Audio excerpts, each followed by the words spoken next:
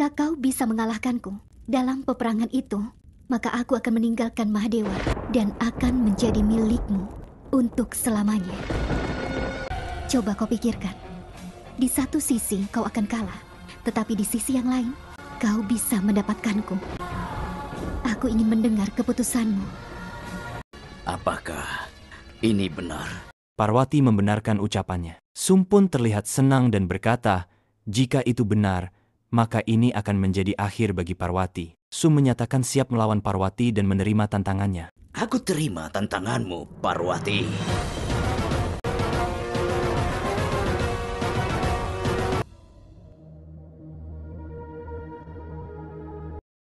Mahadewa melihat Kartikeya yang gelisah, lalu berkata bahwa di sana ibunya sedang gelisah, dan di sini anaknya pun merasakan hal yang sama. Kartikeya menjawab bahwa semua ini adalah akibat dari keputusan Mahadewa. Bukankah Mahadewa selalu berkata bahwa setiap perasaan memiliki alasannya sendiri dan merupakan bagian dari takdir? Namun kenapa Mahadewa mencegah ibu menghabisi Sum? Akibatnya, ibu gelisah, dan putranya juga. Hujan tidak turun karena awan. Tidak bisa menahan bebannya, Kartikeya. Dia hujan agar alam tidak kehausan. Terkadang untuk kemenangan, kita harus menerima kekalahan kecil. Tapi kemenangan terbesar bagiku, Ayah, hanya jika ibu bisa mewujudkan sumpahnya. Tapi ayah malah mencegah ibu. Jika Sum berhasil melewati malam ini dan ibuku gagal dalam tujuannya, aku akan meninggalkan Kailas. Mahadewa menasihati bahwa setiap tujuan akan tercapai pada waktunya. Kau bersiaplah berjalan menuju tujuanmu, katanya.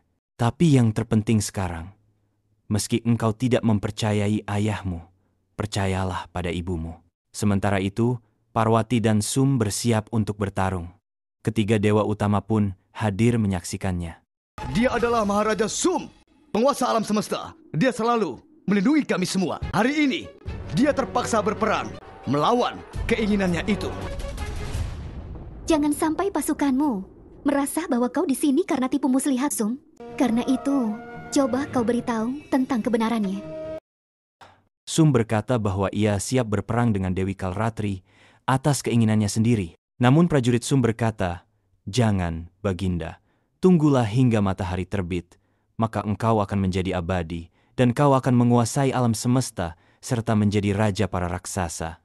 Namun bagi Sum, ia tak menginginkan alam semesta atau peduli pada siapapun. Ia hanya menginginkan Parwati.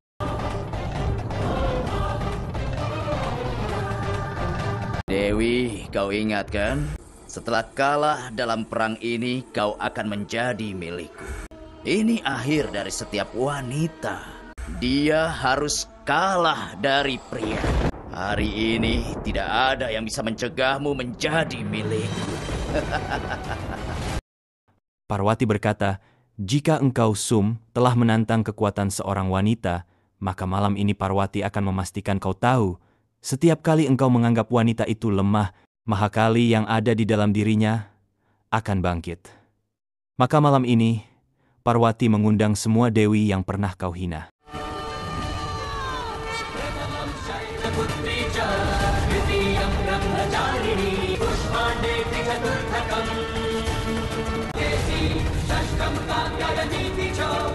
Ini tidak adil. Aku hanya mau berperang dengan Mahakali. Setiap kali kau menghina wanita, maka Mahakali pasti akan datang. Sum tertawa pada Parwati. Parwati tak berani datang sendiri karena takut, sampai harus memanggil wanita-wanita lemah ini. Ini kelicikan, kata Sum. Parwati menjawab, ini bukan kelicikan. Ini adalah awal dari kehancuranmu. Kau selalu menganggap wanita itu lemah, maka hari ini wanita akan menghancurkanmu, Sum. Kau mau berperang dengan Dewi Mahakali? Lihat sekelilingmu. Dalam diri kami ada Mahakali. Dalam setiap wanita.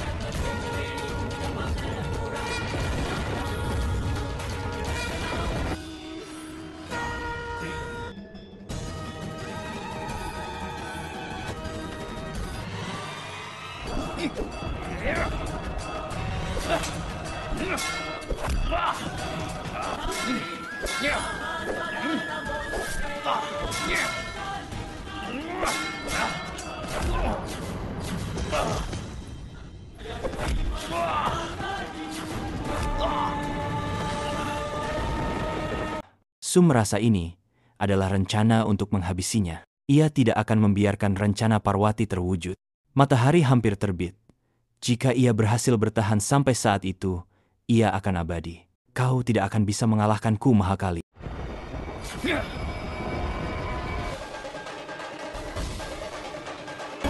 Ini adalah malam gelap, Sum. Waktu ataupun nyawa, sinar atau gelap, semuanya akan masuk ke dalam diriku.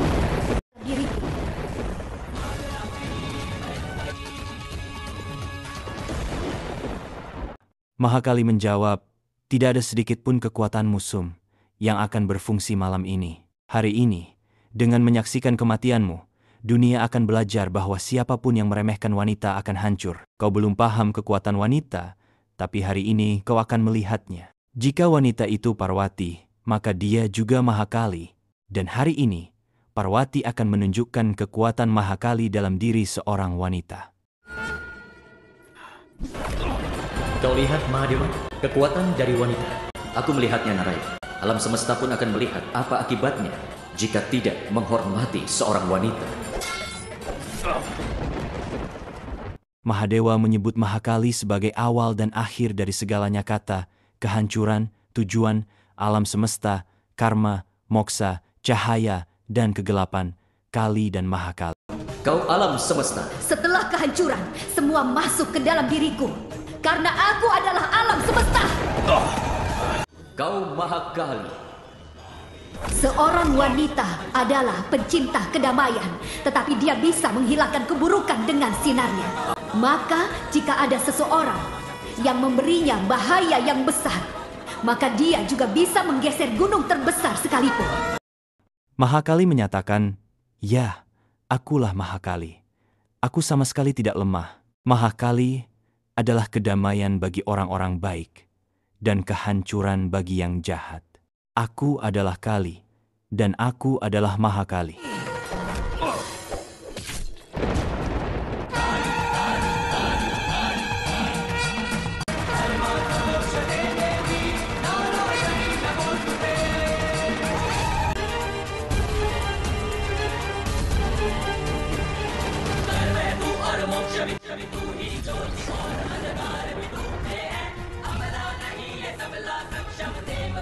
Mahakali melirik Mahadewa, teringat ucapannya. Jika wanita dalam bahaya, mengapa mereka meminta bantuan pria? Kau harus menolong dirimu sendiri, Parwati. Kau tak akan menang jika bergantung pada bantuan orang lain. Parwati bersyukur karena Mahadewa telah menunjukkan jati dirinya. Mahadewa telah mendorongnya ke batas di mana wanita menyadari bahwa dia tak punya batas. Kau mencegahku tadi, agar sebelum menghabisi Sum, aku mengalahkan kelicikannya. Agar saat aku menghabisi Sum, aku tidak akan dipertanyakan. Sekarang Sum juga sudah binasa. Akhir merupakan awal Mahakali.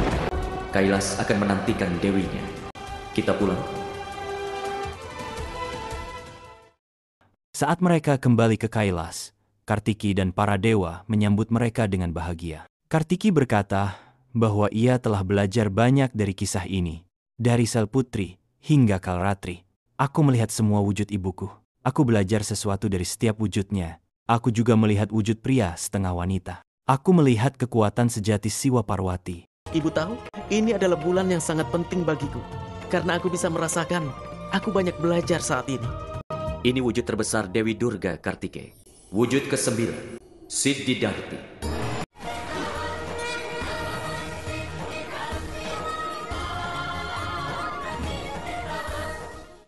Kartikeya berkata, aku ingin, bukan hanya aku, tapi seluruh alam semesta mengingat masa-masa ini. Aku ingin sering melihat wujud kalian seperti ini. Di mana aku, Kartikeya, belajar segalanya dari orang tuaku.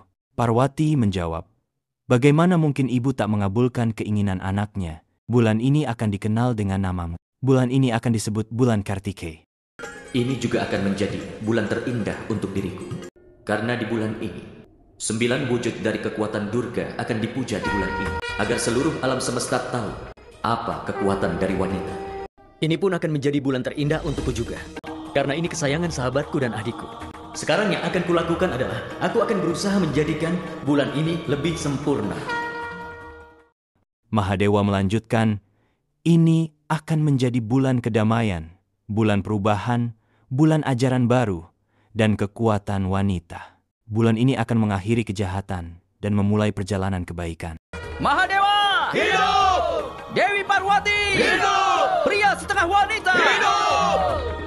Mahadewa dan Dewi kembali bersama. Saat ini kita harus rayakan dengan makanan. Sudah lama sekali kami tidak memakan masakan Dewi. Parwati berkata, hari ini aku akan memasak. Dan putraku, Nandi, akan makan sepuasnya masakan ibunya.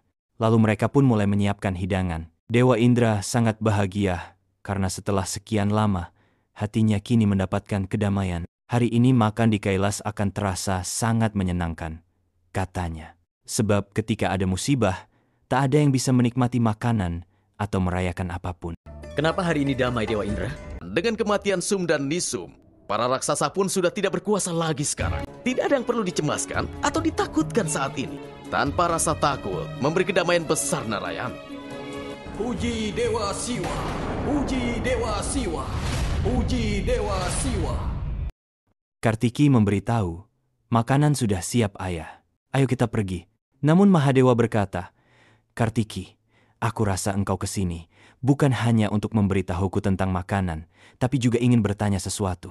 Kartiki membenarkan dan bertanya, ayah bilang bulan Kartik akan melindungi dari kejahatan. Tapi yang tidak aku mengerti, ini adalah kekuatan pria atau wanita. Tentu saja kekuatan wanita yang dilindungi oleh pria. Pria tidak mungkin dilindungi wanita, bukan?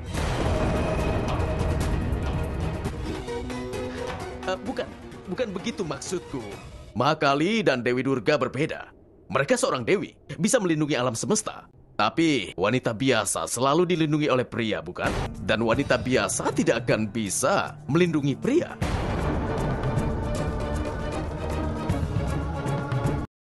Mendengar itu, Mahadewa berkata bahwa sebelum makan, dunia perlu pengetahuan. Ia lalu berdiri dan berkata, kekuatan tidak memiliki jenis kelamin, bukan pria, bukan wanita. Kekuatan bisa melahirkan, melindungi, dan saat dibutuhkan juga melawan.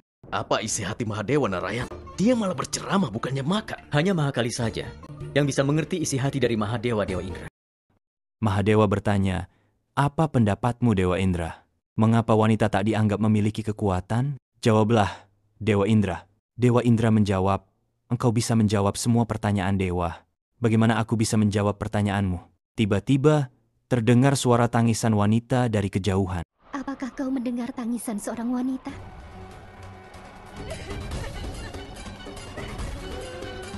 Aku hanya memberikan jawaban saja. Jika kau mendengar tangisannya, maka kau yang dipanggil Dewi Parwati. Dewi benar sekali, Mahadewa. Ada suara tangisan seorang wanita.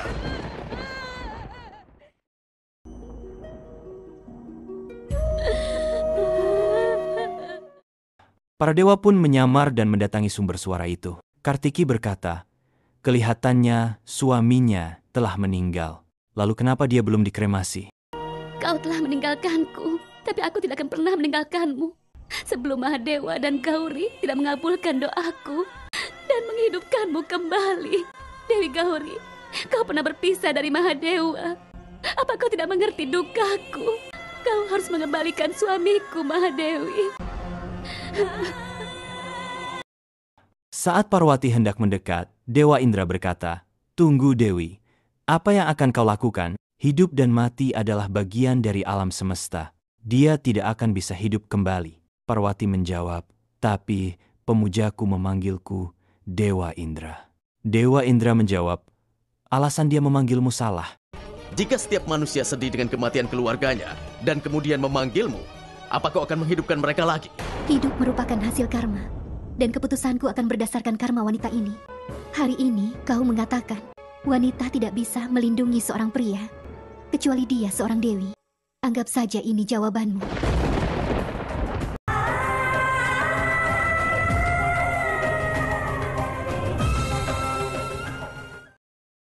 Kartiki mengatakan kepada wanita itu, suamimu sudah meninggal.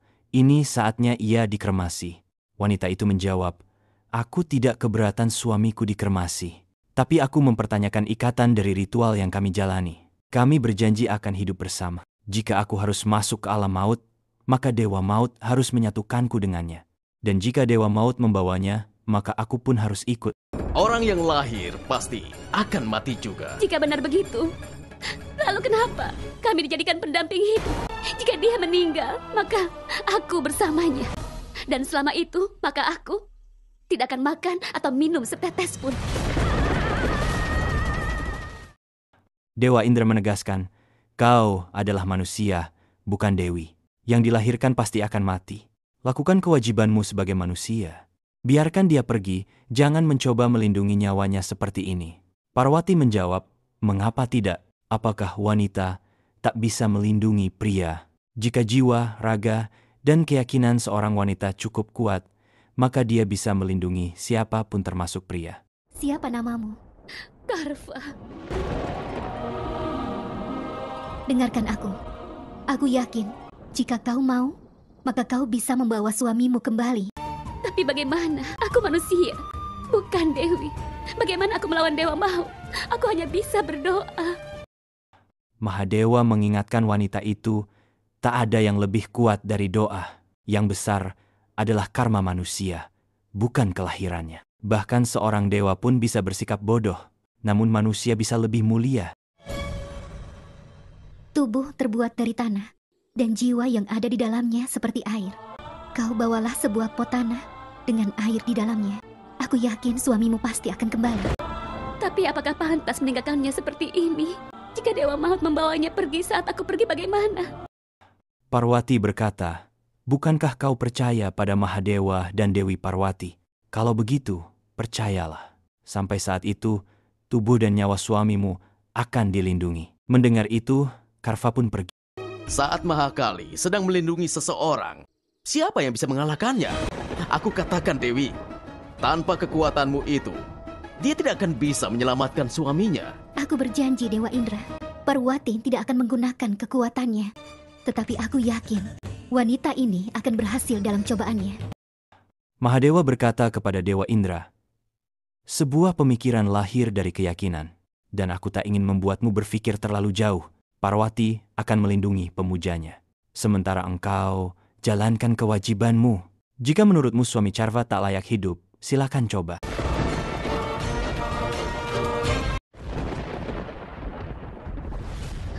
Aku harus apa?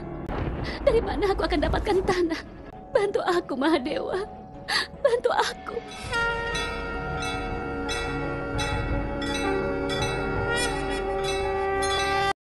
Dewa Indra berkata, matahari akan segera terbenam. Di sekitar sini hanya hutan.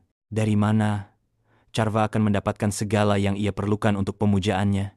Mahadewa bertanya balik, apa maksudmu, Dewa Indra? Dia hanya perlu membuat pot dari tanah, lalu mengisinya dengan air kehidupan. Tanah itu bisa dijadikan simbol. Dengan keyakinan dan pemujaan, ia bisa menciptakan kehidupan. Kebaktian seorang istri, keyakinan, dan kepercayaannya bisa menjadikan yang tidak mungkin menjadi mungkin. Jika kau meminta apapun dengan sepenuh hati, maka kau bisa mendapatkannya.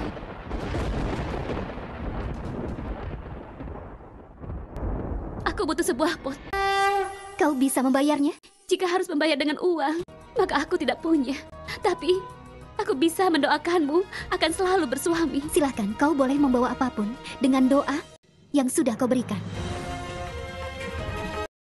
Mahadewa menutup dengan berkata, kau berhak melindungi apa yang jadi hak para dewa.